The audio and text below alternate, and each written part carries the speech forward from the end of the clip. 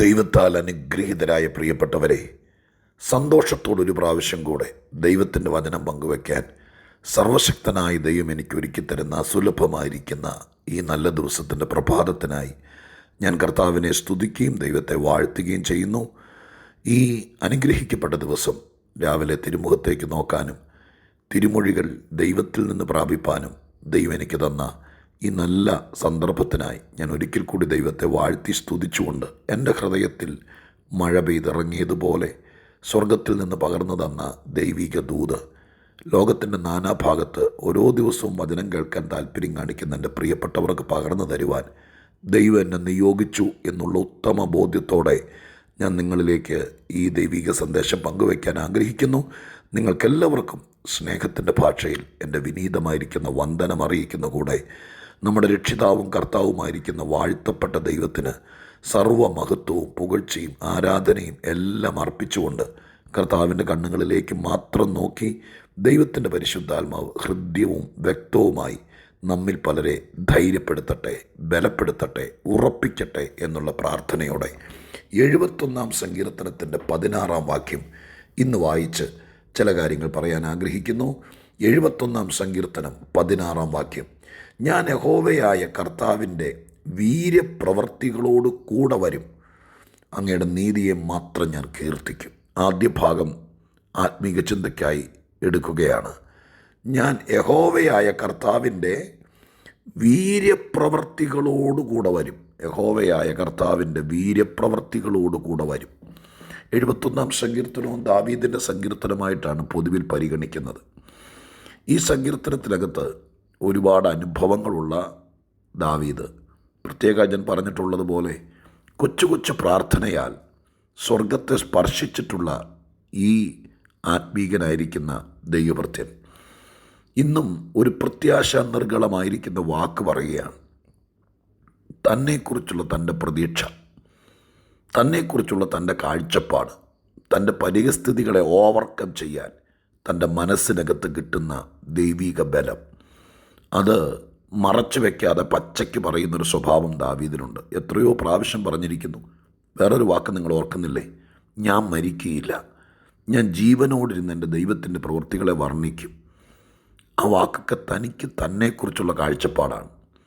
ഞാൻ ഈ സന്ദേശത്തിലേക്ക് കിടക്കുന്നതിനേക്കാൾ മുമ്പ് ഞാൻ ഈ പറഞ്ഞ വാക്കൊന്നോടെ നമ്മുടെ ഉചിതമായ നന്മയ്ക്ക് വേണ്ടി പറയട്ടെ. നമുക്ക് നമ്മെക്കുറിച്ചുള്ള കാഴ്ചപ്പാടിനെ തോൽപ്പിക്കാൻ ഈ ലോകത്തിലെ ഒരു ശക്തിക്കും കഴിയത്തില്ല കേട്ടോ.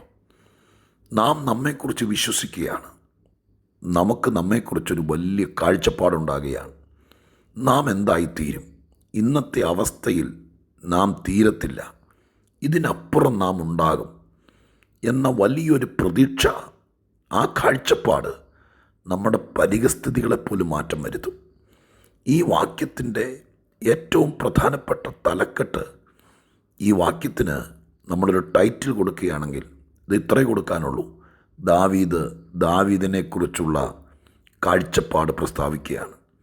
എന്താണ് ആ കാഴ്ചപ്പാട്? നമ്മൾ വായിച്ച വാക്യം ഇതാണ്: ഞാൻ യഹോവയായ കർത്താവിൻ്റെ വീര്യപ്രവർത്തികളോട് കൂടെ വരും. ഞാൻ വരും, കുറച്ചുകൂടെ തെളിച്ച് പറഞ്ഞാൽ ഞാൻ മടങ്ങി വരും. ദൈവത്തിൻ്റെ വീര്യപ്രവൃത്തിയോടുകൂടെ ഞാൻ വരും. ഞാൻ വിശദീകരിക്കാം കേട്ടോ, എന്നെ ഒരല്പസമയം നിങ്ങൾ കേട്ടാൽ മതി. ഈ സങ്കീർത്തനത്തിൻ്റെ പശ്ചാത്തലം, ആളുകളുടെ ഇടയിൽ ദാവീദ് കളത്തിൽ നിന്ന് ഔട്ടായിരിക്കുന്നു.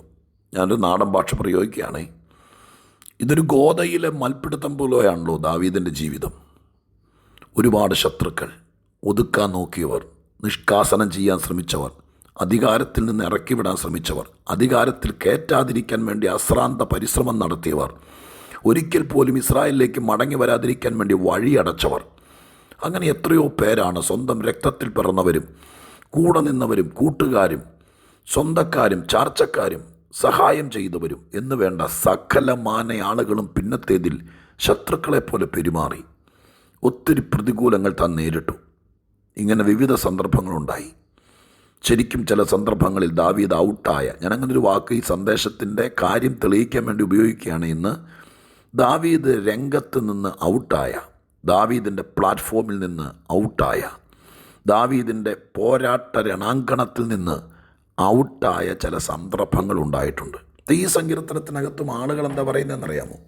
11-ാമത്തെ വാക്യത്തിൽ പറയുന്നു, ദൈവം അവനെ ഉപേക്ഷിച്ചിരിക്കുന്നു, പിന്തുടർന്ന് പിടിപ്പീൻ, വിടിവിപ്പാൻ ആരുമില്ല എന്ന് അവർ പറയുന്നു. അപ്പോൾ ഇപ്പോഴത്തെ പരിസ്ഥിതി, ഇപ്പോഴത്തെ ദാവീദിൻ്റെ സ്റ്റാറ്റസ്, ഇപ്പോഴത്തെ സാഹചര്യം എന്ന് പറയുന്നത്, ശത്രുക്കളെ പോലെ പെരുമാറുന്നവരും ദാവീദിനെ അറിയാവുന്ന ആൾക്കാരും പറയുക, ഇപ്പം അവനെ പിടിക്കാൻ എളുപ്പമാണ്, ഇപ്പം അവനെ സഹായിക്കാൻ ആരുമില്ല, ദൈവം പോലും അവനെ കൈവിട്ടിരിക്കുകയാണ്, ഇപ്പം പിന്തുടരാം, ഇപ്പം പിടിക്കാൻ പറ്റിയ സമയമാണ്. ആ ഒരൊറ്റ വാക്യം മതി ഈ വാക്ക് പറയാനുള്ള സാഹചര്യം എന്താണെന്നറിയാൻ. എന്തൊക്കെയോ വിഷയത്തിനകത്ത് ദാവീദ് വല്ലാതെ തള്ളപ്പെട്ടിരിക്കുന്നു. ആളുകൾക്ക് തോന്നി ദൈവം പോലും ഇവനെ രക്ഷിക്കുകയില്ല, ഇപ്പം ഇവനെ സഹായിക്കാൻ ആരുമില്ല. പണ്ട് കാട്ടിക്കിടന്ന കാലത്ത് പോലും 400 ചില്ലാൻ ആളുകൾ ദാവീദിൻ്റെ കൂടെ സന്തത സഹചാരികളായി, ഒരു വാക്ക് പറഞ്ഞാൽ അടിക്കാനോ കൊല്ലാനോ തയ്യാറായി കൂടെ നിന്ന ആൾക്കാരുണ്ട്. ഇപ്പം ആരും ഇല്ലെന്നാണ് പറയുന്നത്. ആരും സഹായിക്കാനില്ല, ആരും ഒരു നല്ല വാക്ക് പറയാനില്ല, ആരും ഒരു കൈത്താങ്ങലിനില്ല. അപ്പം ശത്രു പറയുകയാണ്, ഇപ്പം പിടിച്ചാൽ അവൻ പെടും. അപ്പോൾ അതിനർത്ഥം എന്താ? ഇപ്പം അവൻ എല്ലാറ്റിൽ നിന്നും ഔട്ടായിരിക്കുന്നു. എന്നെ കേൾക്കുന്ന പ്രിയപ്പെട്ടവരെ, ദാവീദ് തൻ്റെ ജീവിതത്തിനകത്ത് ഇസ്രായേൽ എന്ന തൻ്റെ ഏറ്റവും സ്വപ്ന പ്രതീക്ഷയുള്ള, അവിടെയാണല്ലോ ദാവീദിൻ്റെ കരിയർ ഡെവലപ്പായത്. യെരുശലേമിലെ സിംഹാസനത്തിൽ അവിടെയാണല്ലോ ദാവീദ് പോരാടി ജയിച്ച് കയറി വന്നത്. പക്ഷെ ഇപ്പോൾ തിരുവെഴുത്ത് വായിക്കുമ്പോൾ വിവിധ സന്ദർഭങ്ങളിൽ ദാവീദ് ഇവിടുന്ന് പുറത്ത് ഓടിപ്പോകേണ്ട സ്ഥിതി വന്നു. 2-3 എൻ്റെ ഓർമ്മയിൽ കിടക്കുന്ന പറയാം. അബീമേലെക്കിൻ്റെ അടുക്കലേക്ക് ഓടിപ്പോയൊരു സന്ദർഭം സങ്കീർത്തനം 34 തലക്കെട്ടിൽ എഴുതിയിട്ടുണ്ട്. ഇസ്രായേലിൽ നിന്ന് താൻ ഔട്ടായി ഓടിപ്പോയി അബീമേലെക്കിൻ്റെ അടുക്ക ചെന്നു. അവിടുത്തെ രാജസദസ്സിൽ സംഗീത കച്ചേരിയൊക്കെ നടത്തി പാട്ടും പാടി എങ്ങനെയെങ്കിലും അരി മേടിച്ച് അല്ലെങ്കിൽ ആഹാരം കഴിച്ച് നിൽക്കാമെന്ന് വിചാരിച്ച് അവിടെ പോയത്. രാജാവാകാനോ പട്ടാളത്തിൽ ചേരാനോ ഒന്നുമല്ല. പക്ഷെ അവിടുത്തെ രാജ്യപ്രമുഖന്മാർ അവനെ തിരിച്ചറിഞ്ഞു. ശൗൽ 1000 കൊന്നു, ദാവീദ് 10,000 കൊന്നു എന്ന് ഇവനെ ചൊല്ലിയല്ലേ യെരുശലേമിലെ കന്യകമാർ പാടിയത് എന്ന ചോദ്യം ചോദിച്ചതുകൂടി ദാവീദ് പെട്ടെന്ന് മനസ്സിലായി. ഭ്രാന്തനെ പോലെ അഭിനയിച്ചു, താടിയിൽ കൂടെയൊക്കെ തുപ്പലൊലിപ്പിച്ചു. അപ്പോൾ രാജാവ് ഇറക്കി വിട്ടു. എൻ്റെ അരമനയ്ക്കകത്ത് ഇവൻ വരാൻ യോഗ്യനല്ല എന്ന് പറഞ്ഞ് ഇറക്കി വിട്ടു. അങ്ങനെ ദാവീദ് ഓടിപ്പോയ, എൻ്റെ ഭാഷ പറഞ്ഞാൽ ഔട്ടായ ഒരു സന്ദർഭം ഉണ്ടായി. പിന്നീട് ആഖീഷിൻ്റെ അടുക്കൽ പോയൊരു സംഭവം 1 ശമൂവേൽ 27-ാം അധ്യായത്തിൻ്റെ 5 മുതൽ വായിച്ചാൽ കാണാൻ കഴിയുന്നു. ഭാര്യ മക്കളെയൊക്കെ വിളിച്ചുകൊണ്ട് ശൗല് നിമിത്തം മനസ്സിടിഞ്ഞ് തോറ്റ് എന്ന് പറഞ്ഞാൽ ഇനി ഇവിടെ നിന്നാൽ രക്ഷയില്ല എന്ന ചിന്തയോടുകൂടെ ആഖീഷിൻ്റെ അടുക്കലേക്ക് ഓടിപ്പോയ രംഗം 27-ാം അധ്യായം 1 ശമൂവേലിലുണ്ട്. അവിടെ ആഖീഷ് ദാവീദിനെ അടുപ്പിച്ചു, കൂടെ നിർത്തി, സൈന്യത്തിൽ ചേർത്തു, ഇസ്രായേലുമായിട്ടുള്ള യുദ്ധത്തിൻ്റെ മുന്നണി പോരാളിയായി നിർത്തി. പക്ഷെ ദൈവം സമ്മതിച്ചില്ല ഇസ്രായേൽ എന്ന തൻ്റെ സഹോദര വൃന്ദത്തിനെതിരെ ഒരമ്പെയ്യാൻ. അതിനു മുമ്പ് ദാവീദിനെ ഫെലിസ്ത്യ പ്രഭുക്കന്മാർ തിരിച്ചറിഞ്ഞിട്ട് തിരിച്ചു കയറ്റിവിട്ടു. അപ്പോൾ അവിടെ നിന്നും രക്ഷപ്പെടാൻ വേണ്ടി ഓടിപ്പോയിടത്തുനിന്നും തിരിച്ചു പോരേണ്ടി വന്നു. പിന്നീട് അബ്ശാലോം നിമിത്തം കൊട്ടാരം വിട്ട് ഓടിപ്പോകുന്ന രംഗം 2 ശമൂവേൽ 15-ാം അധ്യായത്തിനകത്തുണ്ട്. സ്വന്തം മകൻ ദാവീദിനെ കൊട്ടാരത്തിൽ നിന്ന് ഇറക്കി വിടുന്ന രംഗം ഹൃദയം പിളരുന്നതാണ്. അങ്ങനെ ഞാനീ പറഞ്ഞു വരുന്നത്, ദാവീദ് തൻ്റെ ജീവിതത്തിൽ പല പ്രാവശ്യം തൻ്റെ കർമ്മമണ്ഡലത്തിൽ നിന്ന് ഔട്ടായി പുറത്തു പോകേണ്ട സമയം വന്നു. അങ്ങനെ ഏതോ ഒരു സന്ദർഭം, ആ സന്ദർഭത്തിൽ തൻ്റെ പ്രതീക്ഷയിൽ നിന്ന്, തൻ്റെ സഹചരുടെ നടുവിൽ നിന്ന്, തൻ്റെ സാഹചര്യത്തിൽ നിന്ന് എന്തൊക്കെയോ കാരണം കൊണ്ട് ശത്രുക്കൾ നിമിത്തം നിക്കക്കള്ളിയില്ലാതെ ദേശം വിട്ട് പുറത്തു പോയി. തൻ്റെ സ്വപ്നങ്ങളിൽ നിന്ന് താൻ ഔട്ടായി, പ്രതീക്ഷകളിൽ നിന്ന് ഔട്ടായിപ്പോയി. ആ സന്ദർഭത്തിൽ അദ്ദേഹം പറയുകയാണ്, ഇല്ല, ഞാൻ തിരികെ വരും. എങ്ങനെ തിരികെ വരും?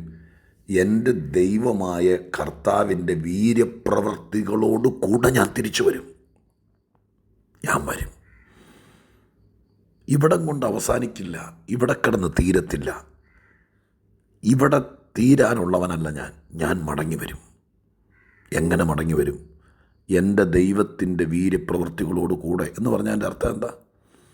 ആരാണ്ടറെ കൂടെ വരുന്നത് പോലല്ല, ചിലർ എന്നെ കൂട്ടിക്കൊണ്ട് വരുന്നല്ല. എൻ്റെ ദൈവം എനിക്ക് വേണ്ടി ഈ സാഹചര്യത്തിൽ ഒരു വലിയ വീര്യപ്രവൃത്തി ചെയ്യും. ആ വീര്യപ്രവൃത്തിയോട് കൂടെ ഞാൻ മടങ്ങി വരും. മനസ്സിലായോ? അതോടുകൂടെ അങ്ങനെ ഒരു സംഭവം കൂടി നടക്കും. എനിക്ക് വേണ്ടി ദൈവം ഒരു വീര്യപ്രവൃത്തി ചെയ്യും.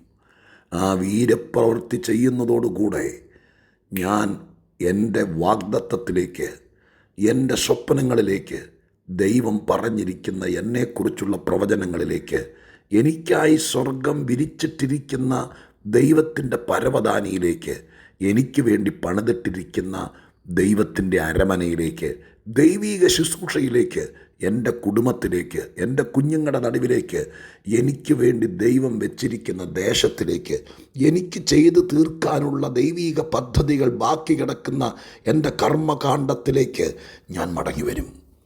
ഞാൻ നിങ്ങളോട് ചോദിച്ചു നിർത്തട്ടെ, നിങ്ങളെക്കുറിച്ച് നിങ്ങളുടെ കാഴ്ചപ്പാടെന്താ? ഞാനിവിടെ കിടന്ന് ചാവുകയുള്ളൂ, നീ ജീവിതത്തിലേക്കൊരു മടങ്ങി വരവുണ്ടാകില്ല, നീ എനിക്കൊരു ജീവിതം ഉണ്ടാകില്ല, ഇവിടം കൊണ്ട് തീരുള്ളൂ. അങ്ങനെയാണോ? അല്ല, അങ്ങനെയാണോ?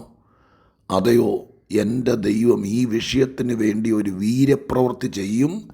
ആ വീര്യപ്രവൃത്തിയോട് കൂടെ എൻ്റെ ജീവിത പങ്കാളി മടങ്ങി വരും, എൻ്റെ കുഞ്ഞുങ്ങൾ മടങ്ങി വരും, എൻ്റെ കുടുംബം എനിക്ക് തിരിച്ചു കിട്ടും, ഞാൻ മടങ്ങി വരും, എൻ്റെ ആരോഗ്യം മടങ്ങി വരും, എൻ്റെ സമ്പത്ത് മടങ്ങി വരും, അവർ പിടിച്ചു വച്ചിരിക്കുന്ന സകല ഡോക്യുമെൻറ്റുകളും എനിക്ക് മടക്കി കിട്ടും. എൻ്റെ ദൈവം എനിക്ക് വേണ്ടി ചെയ്യാൻ പോകുന്ന വീര്യപ്രവൃത്തിയോട് കൂടെ ഞാൻ മടങ്ങി വരും. ഞാൻ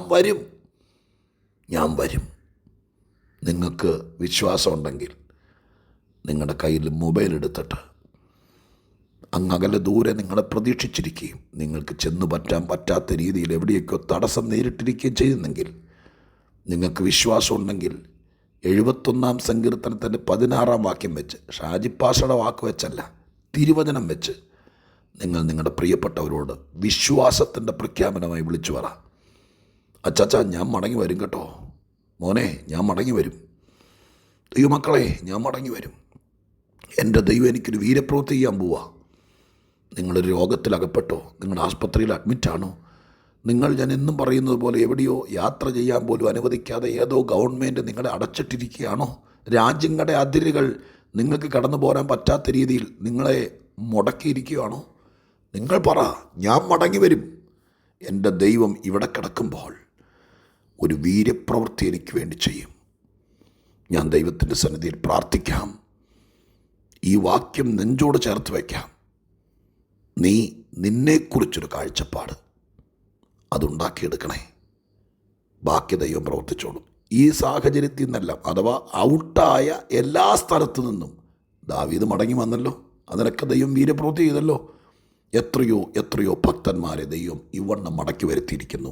നമുക്ക് പ്രാർത്ഥിക്കാം. പരിശുദ്ധ ദൈവമേ, ഞങ്ങളുടെ സ്വർഗീയ പിതാവേ, ഞങ്ങൾക്ക് ഞങ്ങളെക്കുറിച്ചൊരു കാഴ്ചപ്പാടുണ്ടാകണമെന്നുള്ള ദൈവിക ദൂത് ഞങ്ങൾക്ക് തന്നതിനായ സ്തോത്രം. ഞാൻ മടങ്ങി വരും എന്ന ശക്തമായ കാഴ്ചപ്പാട്, ദൈവത്തിൻ്റെ ഒരു വീര്യപ്രവൃത്തി മതി എനിക്കെത്തേണ്ടിടത്തെത്താൻ. സ്വർഗം അത് ചെയ്യണേ. ഇത് വിശ്വസിക്കുന്നവർക്ക് ഫലിക്കണേ. യേശുവിൻ നാമത്തിൽ പ്രാർത്ഥിക്കുന്നു, കേൾക്കണേ പിതാവേ. ആമേൻ.